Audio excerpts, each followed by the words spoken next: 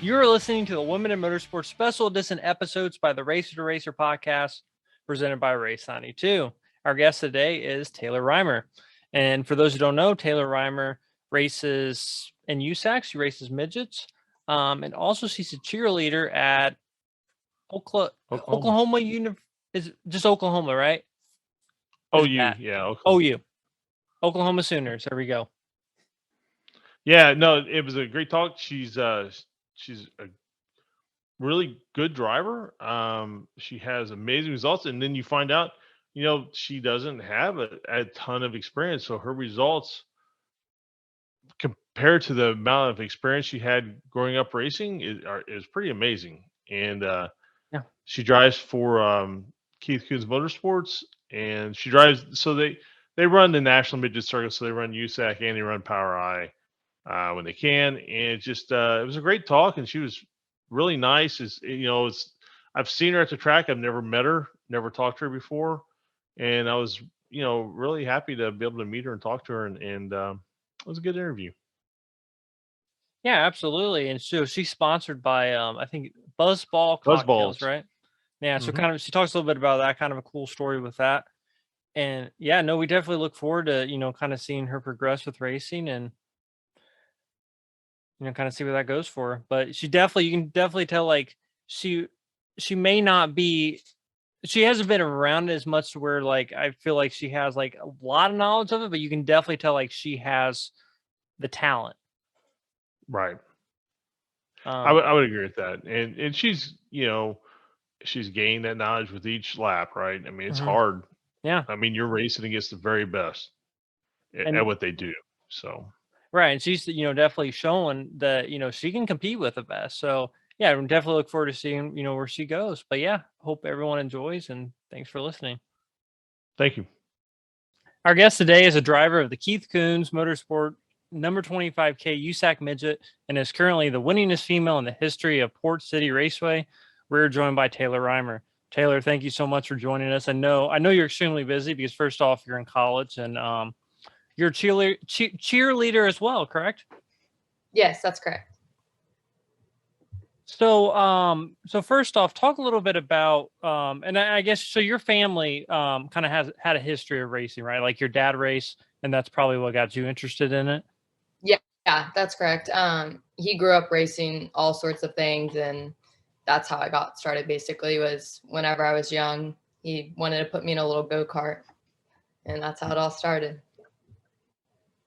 And your first race was the age of 6, right? And it was it was just go-karts, right? Yeah, it was like a little 50cc go-kart on asphalt. And what so at that point, like, I mean, did you have like any initial, like, I don't know, racing goals? I mean, you hear people, little kids saying like, oh, I want to race in the Indy 500 or I want to do this or that. Like, did you have like anything like that you wanted to do?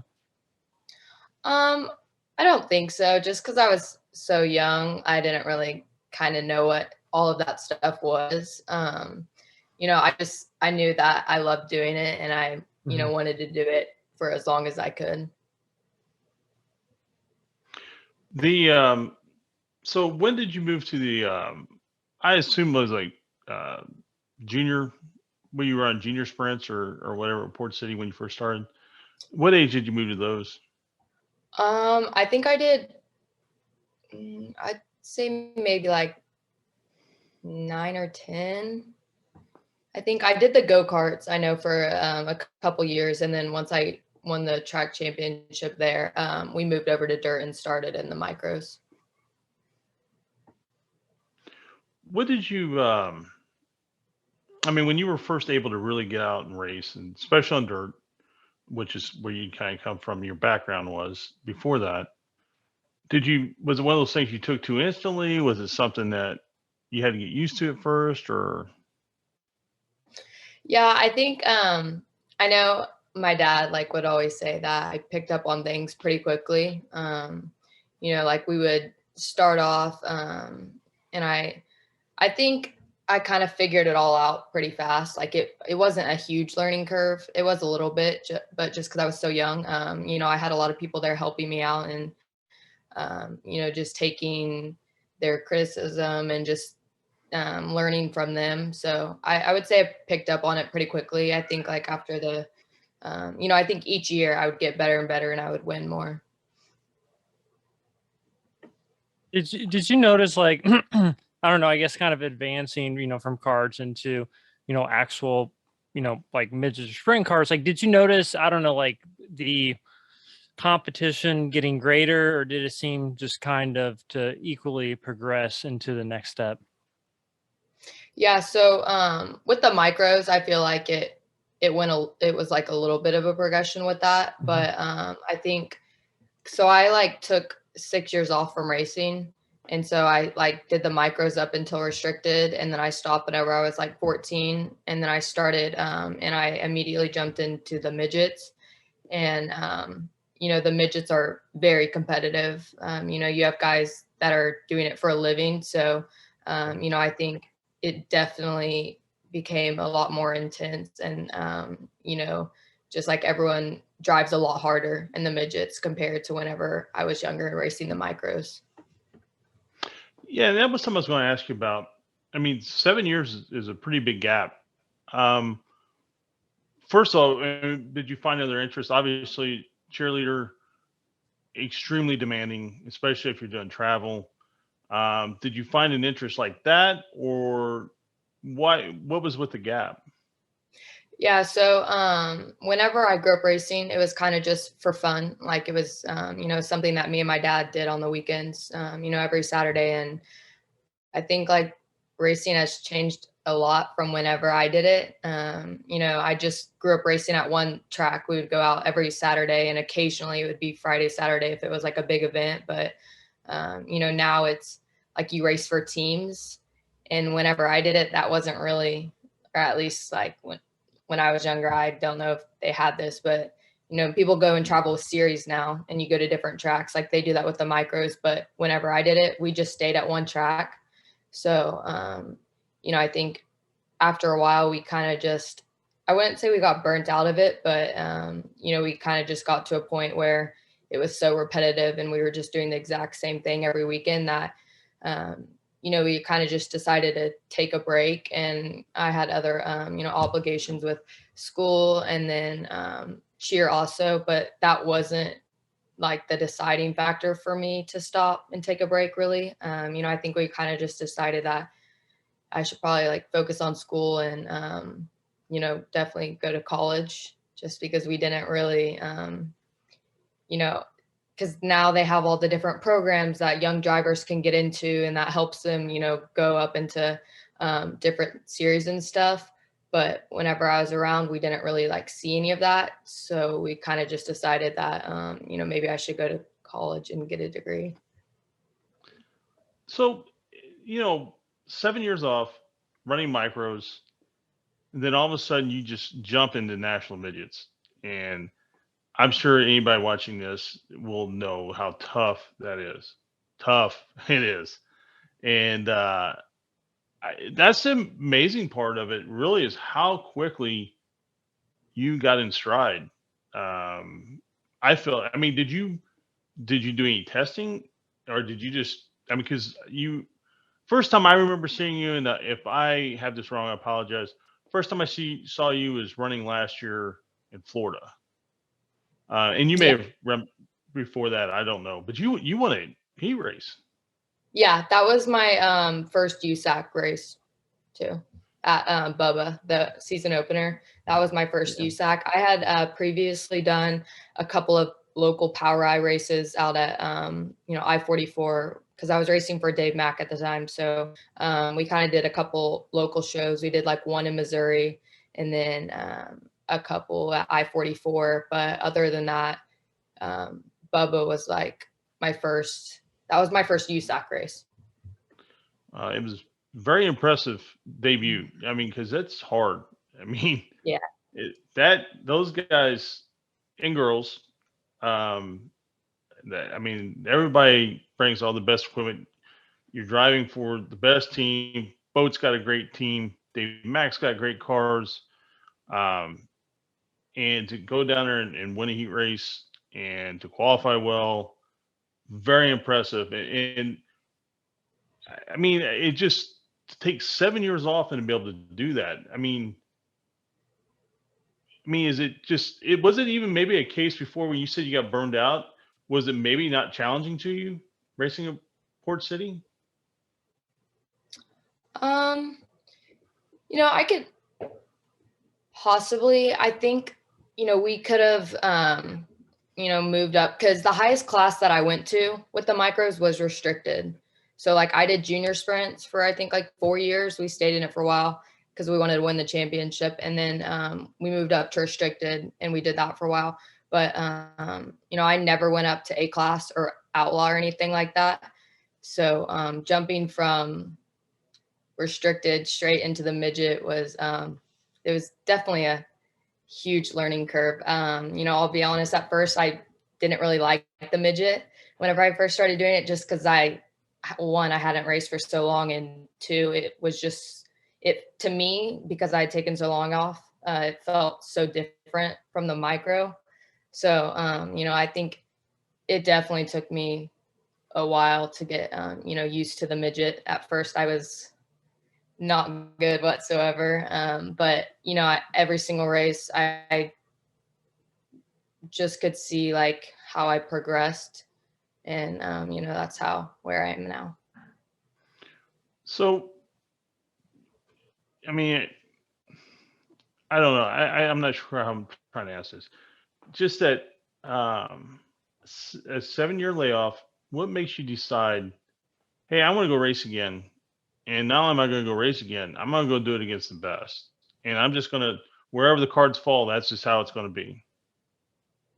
Yeah. To answer that, I think, I would describe myself as goal driven, super passionate, and a very competitive person. I like to win. And, I think that created a drive and desire in me ever since I was a little girl, to want to improve and, try and succeed in everything that, that I do.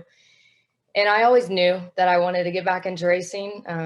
We had success in it until the point where we stopped. So, I think that just made me want to get back into it. I hadn't followed racing at all. Like whenever I took off time, I would occasionally watch the shootout or the Chili Bowl, but, I really didn't pay attention to it at all. And I had never even like heard of the midgets before Dave Mack mentioned it to me. So, I really went into it not knowing anything, but I think just I've always had a passion for racing, and I just personally, I want to succeed in everything I do, and whenever I put my mind onto something, I just want to do the best that I can.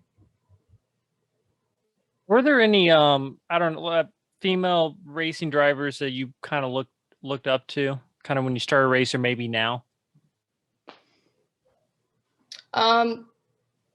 Not necessarily anyone specific. Like I've always heard of Annika Patrick, but I never watched anything. So not really, honestly, no. Did you have any, besides your dad, did you have any drivers that were your heroes before that?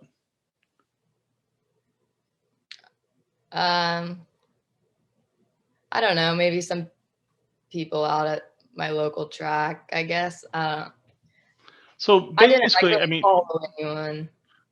Well, that's cool. I think that's cool too, right?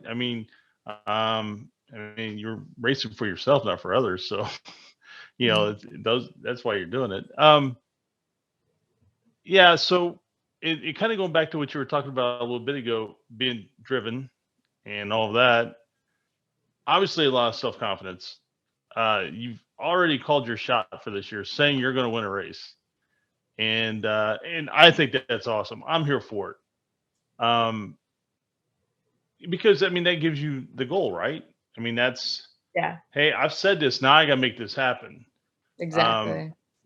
And that's, was that kind of confidence something you had your entire life, or is this something you just, as you've gotten older, you've just been able to, it's just something that's inside of you that you've been able to let out?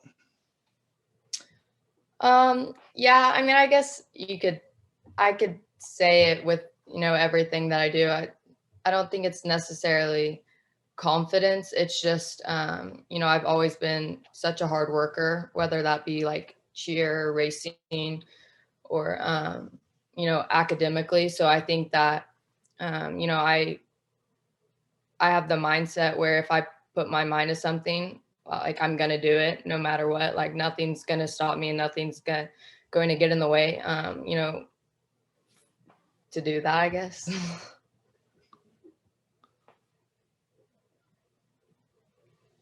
The so you started with Dave Mack, and then now did you drive from Mack until you ran for Keith, or did you run from Malloy in between that, or did you just run for Dave Mack and then Keith? Just Dave Mack and then Keith. I couldn't remember. And so where did you how did that progression take place? Where you said, where the opportunity presents itself to drive for Keith and Pete? Mm-hmm.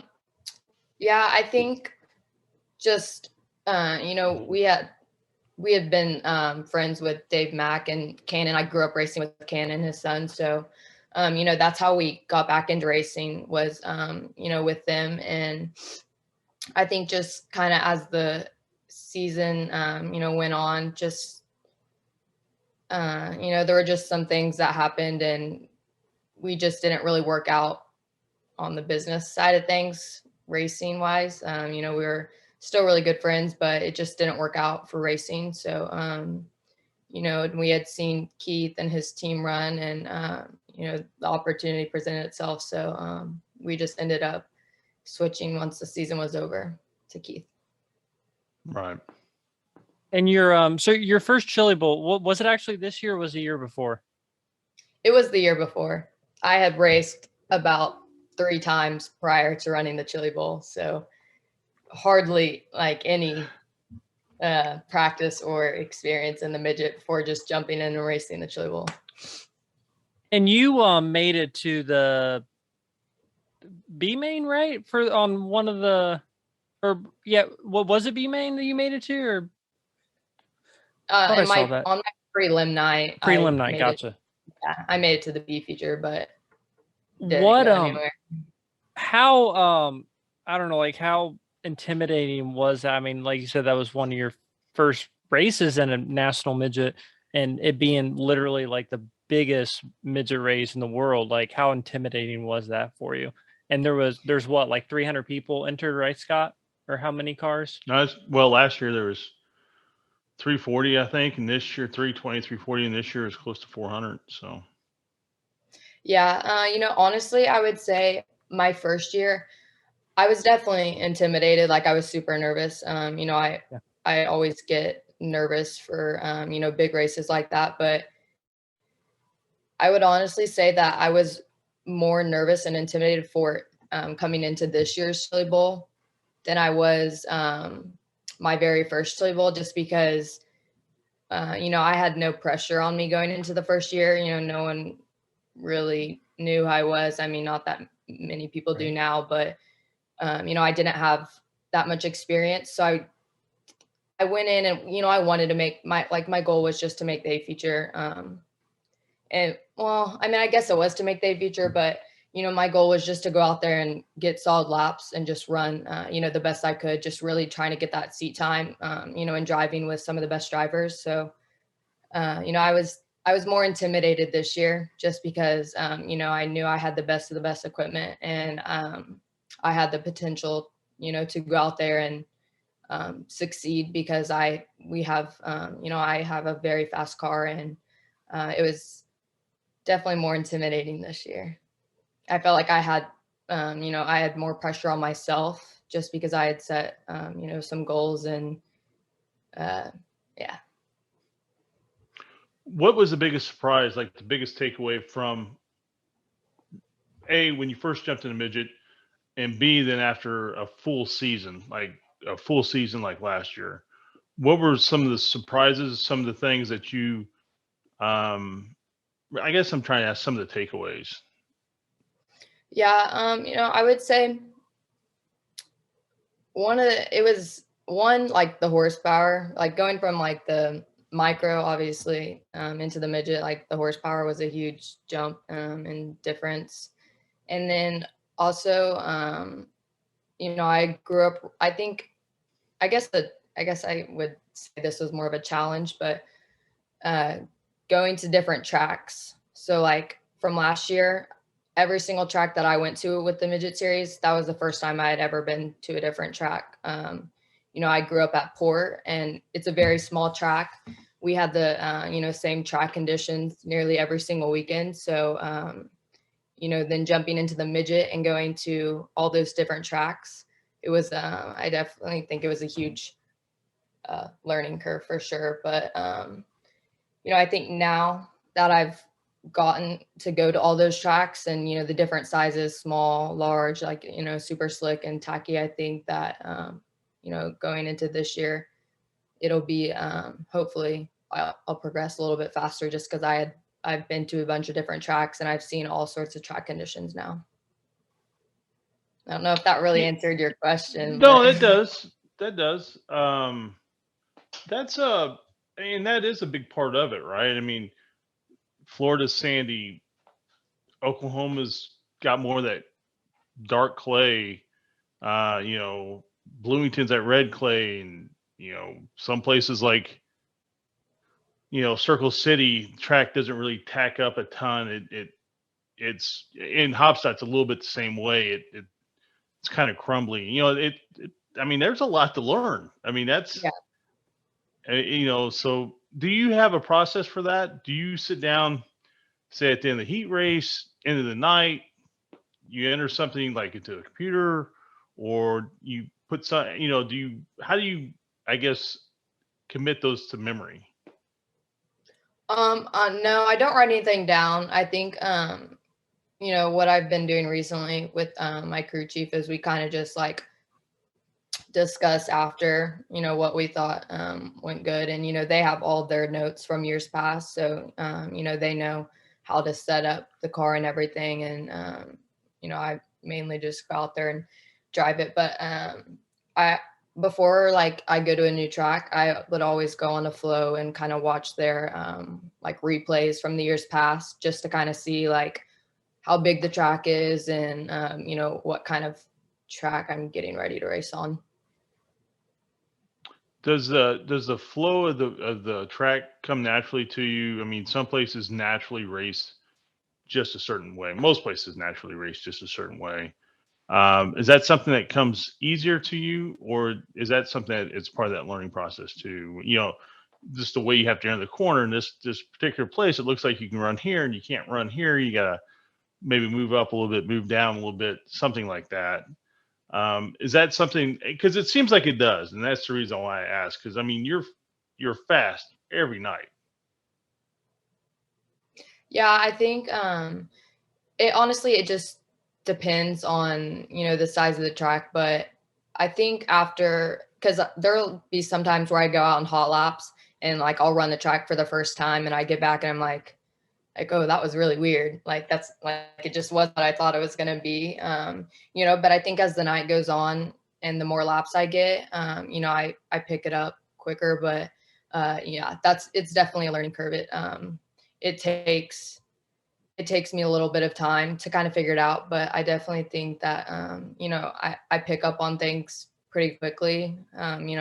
Sometimes I don't really realize that, but like my crew chief will mention it or like my dad will, and I'll be like, yeah, I mean, I guess so. But, yeah, I think, and, honestly, I don't really know like much about the midgets. So like, I kind of just go out there and I just put my best judgment into it. And I think sometimes it works out and sometimes it doesn't. That's why I really like to have a crew chief that communicates with me and like having all the other drivers just to kind of help me get their insight on, what, like how I should be running it. Because most of the time, like I really don't know. Like I just go out there and I drive it as hard as I can. And, if it's not as, or if it's slick or rough, I'll back off a little bit and I won't drive it as hard. But for the most part, I just do what I think is best. But it definitely helps having a lot of great guys on my team that are always willing to help me out and give me pointers throughout the night. So obviously, I mean, driving any kind of race car is physically demanding. And obviously you're a cheerleader. So, obviously I'm guess you do a lot of, workout for that. Is there like workouts you do that are specific that you would say for racing, or is it mostly just like what you do for cheerleading that you use to get ready to drive a midget? Yeah. I don't think there may be stuff that's specific like for racing, but Well, there's like there's Pit nothing. Fit. If you're familiar with like Pit Fit, they do all the like reaction timing exercises and all that. Oh, yeah, no. I personally don't do any of that. Like I Mhm. just do my normal workouts at the gym, but I don't really do anything specific for it. I'm sure there is stuff like that, but I don't do any of it. Now, one thing I've noticed before is, like a lot of nights, you'll see people, they'll win a heat race and they'll be doing an interview and they're breathing really hard. And I've noticed with you, a lot of times, like if you win a heat race or they interview you right after a race, you don't really have that. I mean, I mean, obviously you're in great shape. Do you find a physical aspect to the sport? I mean, is there tracks, when it's super rough or something of that nature, when that cushion's super ledgy? Um, do you physically have an issue with that, or I mean, you just don't? I mean, some people do, and some people don't, but a lot of it, they just don't breathe properly. It seems like. Yeah, whenever I first started racing again, like I always had people tell me, they're like, make sure like you breathe when you're out there. And they're like, you won't really like, that's not something you would think about, but like, you definitely need to like make sure you're breathing when you're out there. And I was like, oh, okay. Like I never really thought about it. But I'll be honest, whenever my first USAC race, I remember at Bubba, after the race, like, because I had made the feature and after the race was over, like, I was exhausted. I was like almost not about, I like going in or at the very end of the feature, I was so tired. I was like, didn't even think I was going to be able to finish it because I was so tired. But, as the year went on, I think it's kind of just something it's like, it's kind of like cheer, like to be in shape for cheer. Like the only really way you can get in shape for it is by doing it, like is by cheering and doing like the stuff that you do.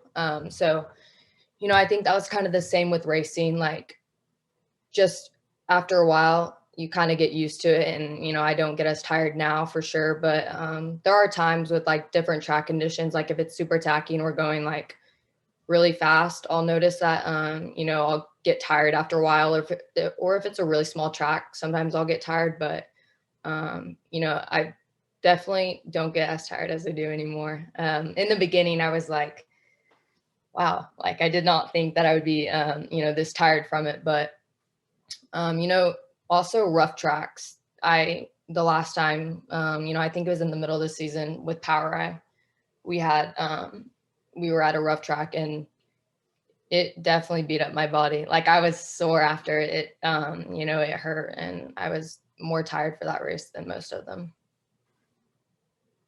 Do you run? I mean, a lot of people now are running like the Sharp Advantage seats with the beat all inserts and that. Do you run a seat like that, or do you run more of a? Of course, nobody really runs the old traditional like Kirkies, but there obviously, like I just said, with the Sharp Advantage stuff, with the beat all, making more custom seats. Do you have a custom seat like that?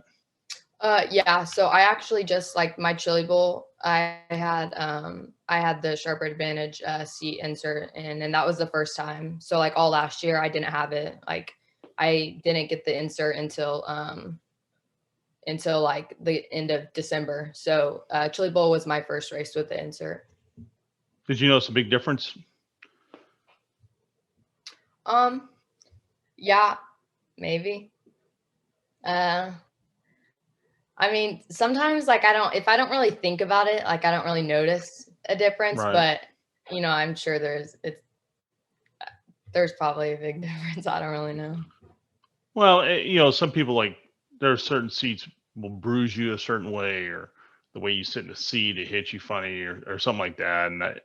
And I didn't know if with like the inserted seat, it has taken some of that away for you. Yeah, well, I think like as the year goes on and I do get to go to tracks where it will get rough or there's different conditions, I think I'll be able to notice it. But just because Chili Bowl was my first race, I really didn't notice that much of a difference. But I definitely think I will as the season goes on for sure. I've experienced that before, like doing go-karts. There's a local go-kart place called Fast Times. You probably, well, obviously you're not from Indianapolis, but there's a pretty big go-kart place up here, and the seats are very hard. So, and I'm like really like skinny, so I have a lot of issues. I have to like use a seat insert, or like my entire back looks like I was beaten. So I can only imagine it would be that times probably about 10. Yeah, I actually, I noticed last year a lot. I'm very skinny too. Like I'm very bony, especially on Mhm. my back. And so like kind of the way I sit in the seat, I will it'll hurt my back after a while. Like I'll get like little knots and I'll have like little Yeah. bruises in my back. At least I did last year, just because I'm so bony. I don't have a lot of cushion. So Somebody like myself, I would never even know. Well, then no, because um, I like go do go-karts with my friends, and I mean they're all a lot bigger than me, so they don't have any problems. They're like, "Oh, you're just being a wimp, Aaron." I'm like, "No, look at my back. Like I have like yeah. big like scars."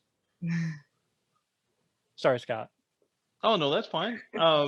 So where do you see your career? I mean, I will tell you just from this interview, and obviously we don't know each other. I feel you're a very in the moment type of person. Like you're super focused, and you have your goals, and your goals are like immediate goals, right? That's a feeling I have. Um, where do you have a 2-year plan, 3-year plan, like where you want to see yourself? Honestly, right now, like I think our plan is just to run the midgets full time again, or not again. This will be my first time running it full time, but we'll run it full time this year, and then I think next year we'll kind of just like see what opportunities open. See how I progress throughout the year, and just kind of see what opportunities. I would eventually like to go over to pavement possibly and try some stuff there, but yeah, right now we're kind of just focused on this season and what could happen depending on how the season goes. Do you have do you have a particular kind of track you like? Do you like a higher speed place? Do you like a smaller place like Port City, which you grew up on? Or do you not have a preference? Just whatever's whatever. Honestly, right now I kind of like the bigger tracks. Um, and most people like the smaller ones, which I definitely think once I get more seat time and I get used to it, I'll probably like the smaller tracks better. But right now I like the bigger ones just because there's more room for me to move around and more room for me to kind of adjust and figure out how to get around people. I think that's been one of the biggest struggles for me right now is I'm fast. Like I can lay off some fast laps, but that really doesn't matter if you can't get around people. And so I think that's been one of the biggest learning curves currently for me is just figuring out how to pass people. And I think on bigger tracks I'm able to kind of learn better. So right now I prefer bigger tracks. On the bigger track, are you able to like see that pass before you make it? Like you're able to plan it better. Like you can. Whereas the small track is just coming at. I mean, small tracks come at you super fast. Everything changes instantly all the time. Um, do you think that you're able to set somebody up a little better on the bigger track? I don't think it's necessarily that. I think it's just like having more room on the track to, Yeah. figure out how to get around people. Just because on the bigger tracks, like I have so much more room to kind of pass people.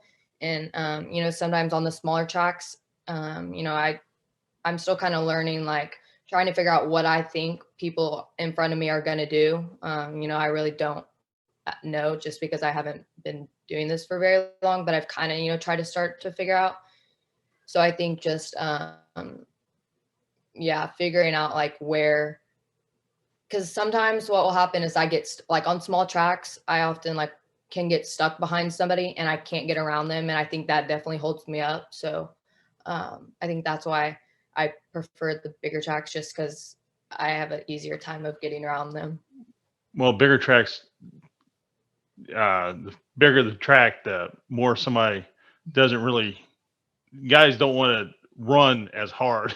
And I Yeah. don't mean that in a bad way, but they're more apt to give room, is what I'm trying to say. Yeah. Like the faster the track, the more somebody's not willing to just run in, stick a right rear in you, or cut the nose and all of that. Where I Yeah. fully understand what you're saying. The so as we kind of discussed, you're all in for this year. And it's all USAC. Are you doing only the USAC deal, or do you have some of those Power I dates and stuff like that? Yeah, we'll do, you know, as many as the Power I as we can. That's our plan. So all Now, the USAC and then most Power I believe yeah, that's our. Power I is a lot more. Right now, it seems like they're scheduling a lot of races more toward the outside of Missouri. You know, a little farther, like Lucas Oil and places like that. It seems like they're not scheduling quite as many shows around that Illinois area as they used Yeah. to. They have some, but does the travel? I mean, is that some people hate to travel. Do you have any issues with the travel, or just do you have like a thing? Man, I just want to get there and race. I hate this middle time. Um, I mean, I don't mind the travel. Like I like traveling around, you know, and I like going to different tracks. And, you know, when you go to different tracks, traveling is a big part of it. Like it comes with Sure. it. You know, there's nothing you can really do. But yeah, I don't really mind the traveling. And I would suspect, I mean, being a full-time college student, I mean, that's got to make it difficult to also, and because I mean, there's so many people out there that also do as much racing as you, and they don't have school or anything like that to worry about. So that's just kind of, I would imagine, add to it. And plus, you're a cheerleader, and I'm sure schedules kind of conflict at times, right? Yeah, they definitely conflict. You know, that was one of my biggest issues, you know, last year when I first started racing again. Mhm. You know, and I had already like fully committed to school and I had fully committed to cheer. So you know, I thought about, you know, quitting cheer, but you know, I'm not a person who likes, whenever I start something, I want to finish it. And I had done it for 3 years. So you know, I wasn't going to let myself quit and just give up on my team because, you know, everyone is a big part of the team. So, you know, I think just it took a while, you know, to kind of adjust, but I've always, you know, even when I wasn't racing, I've always been super busy, you know, with school, cheer, and like my sorority. So like I'm used to having a lot of things, you know, used to doing a lot of things all at once. So, you know, once I kind of got into like a solid routine and stuff, you know, it definitely made it easier. But the traveling with racing, like it's honestly I mean, I plan like for this year, I plan my school schedule sort like somewhat around racing. So like I only have classes on Monday through Thursday. So like Okay. I made sure that I didn't have class like at least in person on Friday so that I wouldn't have to miss it if I was racing, you know, because usually we leave on Fridays, sometimes Thursdays. So I just made sure that I didn't have class on Fridays so I wouldn't be missing anything. But yeah. We we got a friend of the show. His name's Jagger Jones, and he's running in the Road Dandy. He's 19. He goes to college at High Point, and that's currently something he's having to deal with is his classes because he's committed to doing the F2000 US F2000 this year. Well, he's also part of that is a lot of testing. Like they just spent 2 weeks in Florida, and they go back and do another week in Florida testing next week. And it's as you know, it's, he's got to juggle school and Yeah. He's in a juggle the fraternity as race. well. Yeah, he's in a fraternity as well. And Yeah. Not easy. I know that's something that he's having to deal with too. It's a huge, it's just a big commitment. I mean, he doesn't have to deal, he isn't doing sports or anything like that. So he doesn't have quite the added pressure of that, but still it's a lot of work. Yeah. It's definitely, it was just honestly going from high school to college and then adding in a sport, it was honestly a big jump just because it's so different. The environment is, and you're just getting into classes that are a lot more difficult. And I'm someone who, I'm not book smart. Like I've never just naturally understood school like some people do. They just like don't have to study for anything and they would just like get good grades. Well, that did not happen for me. But like I was saying earlier, I'm like a super hard worker. And so, I've learned like my style of learning and how to get everything done on time. If not, I get it done like days prior, so I won't have to worry about it. And like, I'll have time to either, hang out with my friends or do something or just go to the gym. But I've learned how to prioritize my schoolwork first and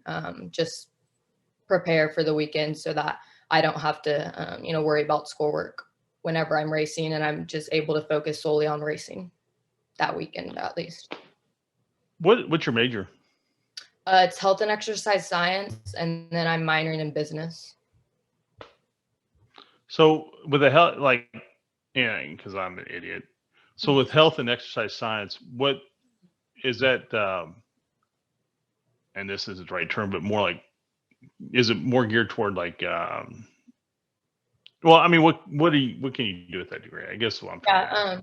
So like a lot of it is anatomy and physiology based, like on the that side of things. But then like a lot of people will either go to like PT school or OT or like do personal training or stuff like that. But like if with my degree and then with my minor in business, I would do medical sales if racing doesn't work out.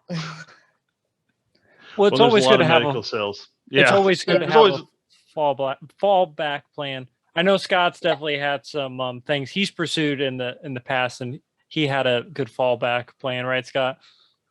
No, I did not. And that's well, why, you have a decent job. That's now, why so. you should always have a good fallback plan. Well, you have a good job. That's what I'm saying. Oh yeah, I fell into. I didn't fall back on. That's for sure. I got very lucky that some people took pity on me and helped me get a good job once my business went under. So what now? Do you graduate this year or do you have another year? No, I graduate this year. I'm done in May. Oh. And you're carrying like, and I just saw an interview earlier. You were carrying a 4.0 last year. Is that right? Correct. Yeah. And are you this year as well? Yeah, I like overall because I had taken some classes in high school that counted for college credit. So like overall, my GPA is like 3.94. In college at OU, my first semester was the only semester that I didn't get a 4.0 in. That's awesome. Good for you. Just That's it tough, took man. me a while to kind of figure out, just because like I said, school isn't easy for me. And so jumping in, I think I was in at least like 15 hours and, some of the classes that you take at the very beginning, they're kind of like weed out classes. So the professors like will make them more hard. So honestly, so people will drop them just so that they don't have as many people taking the class. But yeah. Well, Aaron, do you have anything else for Taylor? I just have one last thing. So a big part of racing really is marketing and social media. It's just huge now. And I'm sure you are familiar with, people like Haley Deegan, Natalie Decker, who have successful YouTube channels and, they find other ways to engage. Like, I guess kind of what is your plan maybe for the future to with social media and finding ways to kind of engage with fans, which also, would help you get potential sponsors and stuff like that? Yeah, right now, just because like I'm so busy with school and everything, like I haven't really thought about much about that. Obviously, like I pay attention to my social media and I try to be as active as possible. But for me, I think like the main way that I'm going to grow my social media platform is by performing and catching people's attentions with my performances. So for me right now, that's what I'm focused on, is just like performing and picking up and making history. I think is how I'm going to make my social media grow currently. Speaking of sponsors, do you have any sponsors you want to plug while you're here? Yes, I have my sponsor for 2022 season and for 2021 is Buzzballs Cocktails. Oh, Yes, they're well, how old are you? 22. Oh, okay. Yeah. They wouldn't sponsor anyone that's trying to do math. Well, no, I was Aaron's like, trying to do math one, here. I knew you were like 21 or 22, and I was like, man, that's quick for a alcohol sponsor. But hey, as long as you're 21, right? So how did that come about? Yeah, no, I've had so they're a woman-owned company actually. The owner was a teacher and she came up with this design. And they're all super great people. I'm like super glad that I connected with them and get to have them as a sponsor this year. But we kind of just on like our sponsorship side, we kind of reached out to them and they had previously not sponsored anyone, but I guess I caught their eye and they loved that I was a woman in a male dominated sport. And with alcohol like sales, there aren't many women in the industry. So, I think it, it just worked out that I'm a woman in a male dominated industry and that the owner is also a woman in their alcohol industry. Where are they based out of? Texas. I'd actually kind of heard about them before I saw them on your car. I don't know how, but I had. But I remember seeing it on the car, and I thought that was, I love seeing like newer sponsors and stuff like that come to the sport. Do you kind of mentioned something there, and that made me think of something. I mean, there's so many female. I say so many. It's not 50-50, right? But there's a lot of females racing today. And we've talked about on the show here before is there's at the junior ranks, there's always more, there's always a lot of females at the junior ranks, be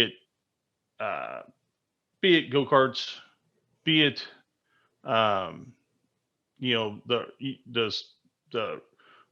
early micro stuff, be it quarter midgets.